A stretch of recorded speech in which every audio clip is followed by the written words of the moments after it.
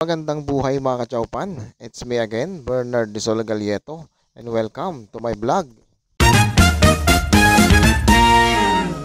Today's video mga kachaupan ay isa na naman pong exotic food ng ating lulutuin na tiyak magugustuhan. Ito ng buong tropa at syempre ng buong pamilya. Para po sa mga hindi kumakain nito ay pasintabi po muna sa inyong lahat.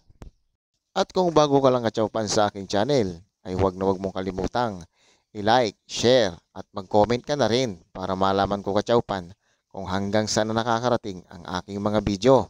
Bago natin dito simulan lutuin mga kachaupan, syempre tayo muna ay babati at shout out sa ating mga masusugid ng mga followers sa walang sawang pagsuporta sa ating mga video.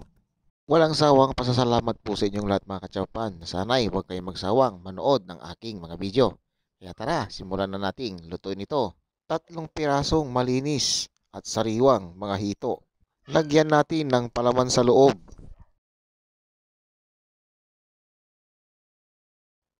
Isang butil ng bawang na pinitpit. Kaunting ginayat na sibuyas. Isang sachet ng pamintang durog. Kaunting asin. At ang ating tanglad. Isisiksik lang natin itong maigi mga kachaupan sa loob nito. At lalagyan natin lahat hanggang sa matapos.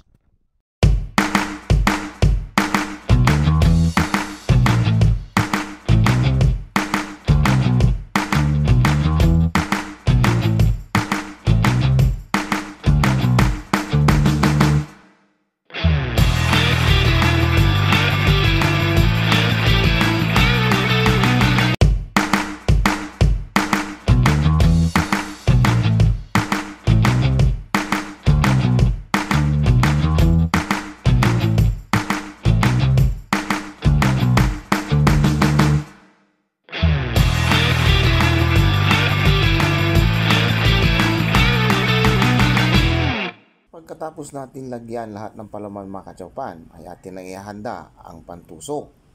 Tutusukin natin ito isa-isa mga kachaupan dahil ito'y ating iihawin.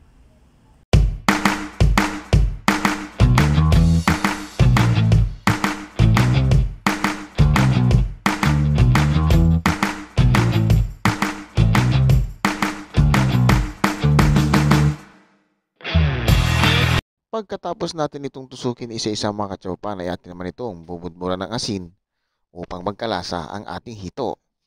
Ready to ihaw na po ang ating hito mga kachaupan. Ayan, atin na pong isasalang. Balik na rin natin ng ito mga kachaupan hanggang sa maluto. Luto na po ang ating inihaw na hito. Sunod nating lulutuin mga kachaupan ay ang kanyang gata. Siyempre, painitin na natin ang ating kawali at ang mantika. Sabay gisa ng ating pangunahing sangkap ang luya, sibuyas, ang bawang, at ang kamatis. Gigisay lang natin itong mga kachaupan hanggang sa maging golden brown. At magdadagdag tayo dito ng 2 tasa bilang sabaw. Nagdagdag din ako ng bitchin mga kachaupan, ground black pepper, nor seasoning, chili powder, at ang artificial na gata ng nyog, toyo or soy sauce, sukang may timpla. Hahaloy lang natin ito ng bahagya. At syempre, titikman ay sa ating panlasa. Para sa akin mga kachaupan ay panalo. Ilagay ko na mga kachaupan dito ang tangkay ng pechay. Hahaloy lang natin ito ng bahagya. At syempre, ilalagay natin ang ating bida, ang inihaw na hito. Ilulubog lang natin ito sa gata mga kachaupan. At tatakpan at pakukuluan hanggang sa lumapot ang gata nito. Halo-haloy lang natin ito ng bahagya. At inilagay ko na dito ang dahon ng pechay.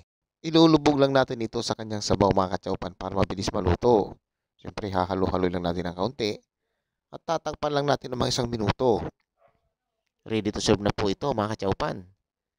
Diba napakabilis ng lutuin ng ating inihaw na ginataang hito. Kaya ano pang hinihintay natin mga kachaupan? Tara, samahan nyo na akong lutuin ito. Hanggang sa muli mga kachaupan, maraming salamat. Bye-bye!